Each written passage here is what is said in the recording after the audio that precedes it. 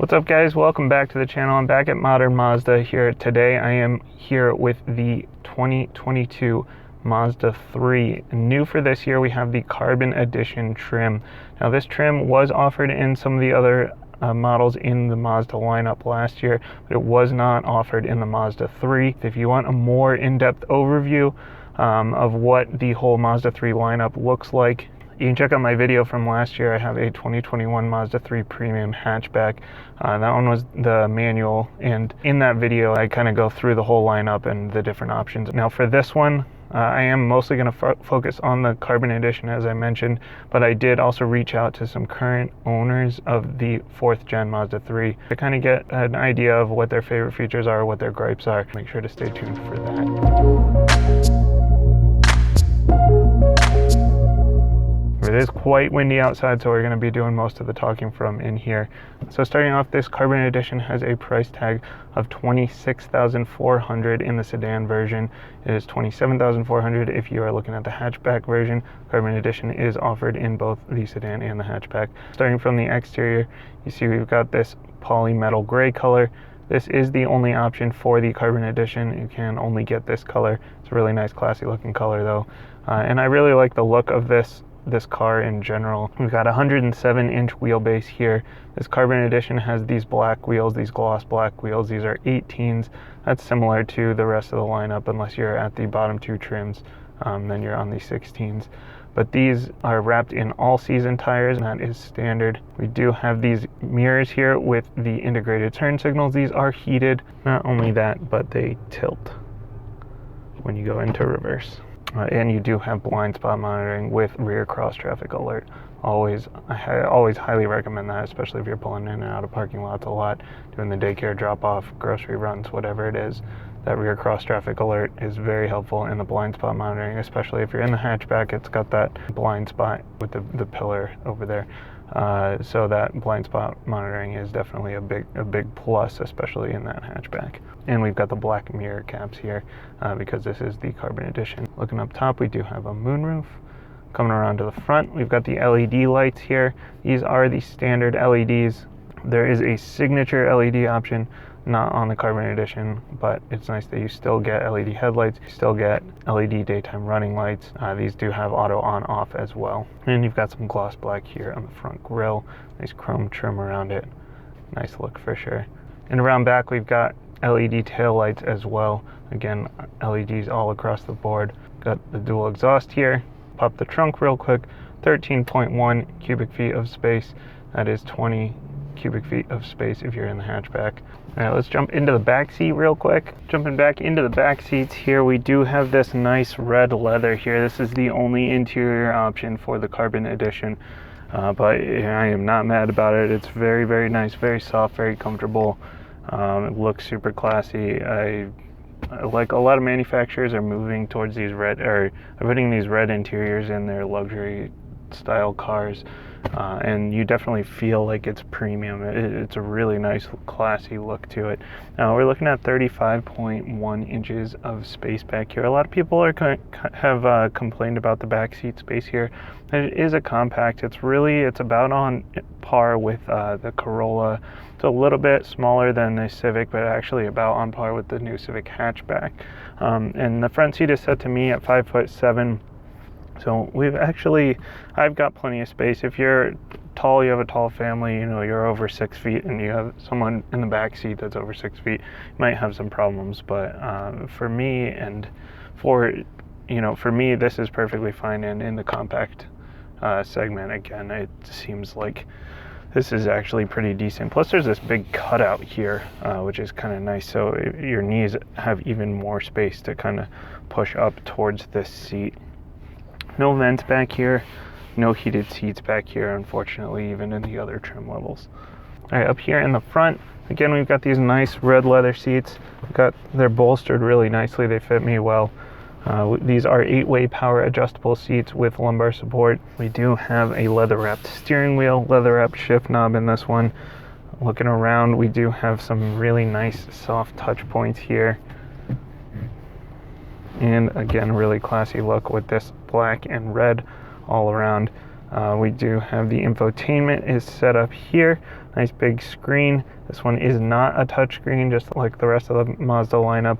You have the knob down here. This is one that's plus for some people and minus for others. A lot of people are kind of getting sick of the touch screens. And this one, it does have a little bit of a learning curve. Once you get used to it, it seems like it's not too bad. The only thing is, one person mentioned that they would like to see a QWERTY keyboard because we just have the letters going around in a circle instead of a standard QWERTY keyboard. But it is nice and quick and responsive. We do have Android Auto and Apple CarPlay on here. That is wired, no wireless in this one. And we're pumping through a Bose sound system with this nice aluminum speaker cover here. And here up in the gauge cluster, nice big speedometer in the middle, tach on the left, and your gas gauge on the right, along with your oil temperature. Now you can adjust this middle screen. You only have a couple of options here. That was one complaint that someone mentioned, but you don't really, for me at least, I usually pick one and just kind of leave it alone. So not too big of a deal for me. Nice easy controls across the steering wheel here. Oh, and these seats are heated as well in this one. There's no ventilated option on any of the trims, but in this trim we do have the heated seat option. And the heated steering wheel also, that is an option on the other trim levels, but is not an option on this one. All right, let's take it for a drive here. All right, as we get going here, this does have the 2.5 liter engine. This is a 4-cylinder. There is no turbocharger on this one. If you look at the other carbon editions, like the Mazda 6 has a turbocharged 2.5 liter in that one. This one has the naturally aspirated 2.5 liter, even though this is a carbon edition. It's a little bit strange how they did that, but the CX-5, also that carbon edition, is the 2.5 liter naturally aspirated. So just keep an eye out for that if you're looking specifically for the turbo. This one produces 186 horsepower and 186 pound-feet of torque, which is plenty for your daily commute. It really is peppy enough. There's something to be said about a nice naturally aspirated engine as well. But if you do need that extra kick, the turbocharged option is available, just not in the carbon edition. This carbon edition is also front wheel drive only. The all-wheel drive is available with the 2.5 liter engine, but only in the preferred trim. And then the upper trims with the turbo are all-wheel drive. And we don't have paddle shifters in this one. If you do get the one of the ones with the turbo, then you do get the paddle shifters, but not in this carbon edition. Now I do prefer kind of a bigger, beefier steering wheel, but this one is perfectly fine. It's just on the thinner side. I think I'm just used to that with some of the sportier cars, but it is comfortable. It's got nice thumb holes and comfortable 9 and 3 position here. And we're working with a 6-speed automatic. That is the only option in this one. If you've driven any of the other Mazda 3s or really anything else in the Mazda lineup that doesn't have manual transmission, then you've seen this 6-speed auto before. And that's one thing that I really like over the Civic and the Corolla, which are the other two leading cars in this compact class. And I just don't love a CVT, and the fact that this has real gears is definitely a big plus for me. Now, as I mentioned, I did talk to a few owners to see kind of what their thoughts were after owning this 4th gen Mazda 3 for a little while. And some of the pros that were consistently mentioned, the ride quality and the noise level. It is very quiet, it is very comfortable in here, and this is not something you typically see at this price point. It really does give you sort of a luxury ride quality, and the sound deadening is really good, which is especially nice if you want to crank up your Bose sound system here. It's a 12 speaker system and it sounds wonderful. That was another big pro from the owners. The interior, also another big pro. They do punch way above their weight class here in terms of interior comfort and interior quality. One thing Mazda does really well that I absolutely love is they focus on handling and good driving dynamics. Now, this does have the torsion beam rear suspension. That's something I went to in this generation in 2019, and it was a little bit controversial. It does take away a little bit of the handling of the older Mazdas, the older Mazda 3s, but you still get a pretty responsive nice feel here with not too much body roll, unless you're playing race car driver here or something. And it is pretty confident here, even in front wheel drive form, though I've heard that the all-wheel drive setup does add an extra level of confidence and the traction control as well without getting in the way too much. And visibility all around here, very good. Another big pro, the technology doesn't get in the way. It has plenty of safety features here, the lane keep assist, the blind spot monitoring, the rear cross traffic, but it doesn't get in the way. I just get a little bit of a vibrate, I get through the steering wheel, and I get notification up here when I go out of my lane instead of beeping and yelling at me all over the place. I popped it into sport mode. The throttle is extra responsive here. That's awesome. And getting into the cons list, one of the big complaints was the paint. It does have a bit of a weaker paint. I've heard it's a little worse on the Soul Red in particular, but if you're going to get a Mazda 3, I would definitely get that paint protection just in case. Another one of the cons, it does have keyless access. You can just put your hand on the door to unlock and lock the door. I've heard that when it gets really cold, it does cause some problems with that, and you may have a few issues getting the door locked and unlocked that way, but you can always revert to the key. Another one of the big cons I keep hearing is the tank size, which is kind of an interesting one to me because the tank is about 13 gallons, which is on par with the Corolla, a little bit bigger than the Civic actually. And we're looking at 30 miles per gallon combined here, 26 city, 35 highway, which is a little bit worse than the Civic, but still perfectly fine for a commuter. One of the other big pros that I keep hearing mentioned is the traffic jam assist. Actually, that was a pro and a con. Some people had some issues with the traffic jam assist. Some people really loved it. It's like an adaptive cruise control that works when you're in stop and go. And along with that, you have this auto hold. What that does is it basically stops you from creeping when you let your foot off the gas. So I'm going to put the auto hold in here, and I can just let my foot off the brake here. And then when I want to go, I'll just tap the gas and get going. Now, you do have a remote start system as well. That is through the app.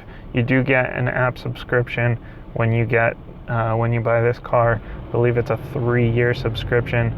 That was really smooth getting off the line, even with the auto hold on. Oh, that actually stays on even when I keep going. That's very, very cool. So that subscription does let you do the remote start through the app, which a few people complained about that and said that they didn't really want to have to go through the app for it. One person told me they did actually get a remote start put in from Mazda that did not require the app, so that might be worth asking about. Now here in the Carbon Edition, we do not have the heads-up display. That is something that was in the Premium that I drove last year, so if you want to see what that looks like, definitely go ahead and take a look at that video. But I remember it had the traffic sign recognition, it had the speed limit, it had the current speed. I have heard some complaints about not connecting to the media, so you can't really see what track you're listening to or anything like that. But I can't confirm that again because this one here does not have the heads-up display. So overall, just such a nice place to be. A very premium feel without the premium cost. This Carbon Edition looks really nice with this polymetal gray and the red interior. You can get that red leather on and the polymetal gray in the other trim levels as well. And the other trim levels do offer other colors. We're at $26,400. That's a pretty solid price for something like this, something that again punches way above its class in terms of comfort, in terms of ride quality. It still handles nicely, gives you some good punch to it. And if it just doesn't quite have enough kick for you, then you can't go up into that turbo. Or if you really are a die-hard manual guy like I am, you can get the premium trim in the hatchback, and you can get a manual as well.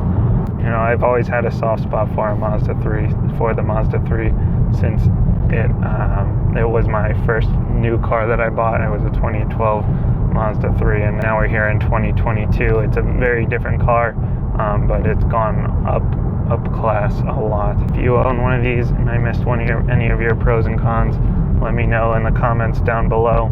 If there's something else that I missed that you want to know about, make sure to leave a comment below. I'll definitely try to answer your questions as best I can. And don't forget to make sure to subscribe, make sure that I can continue to get into cars like this. And thanks again to Modern Mazda, of course, here in Thomaston, Connecticut. Make sure to come visit them. Thanks again, and I'll see you next time.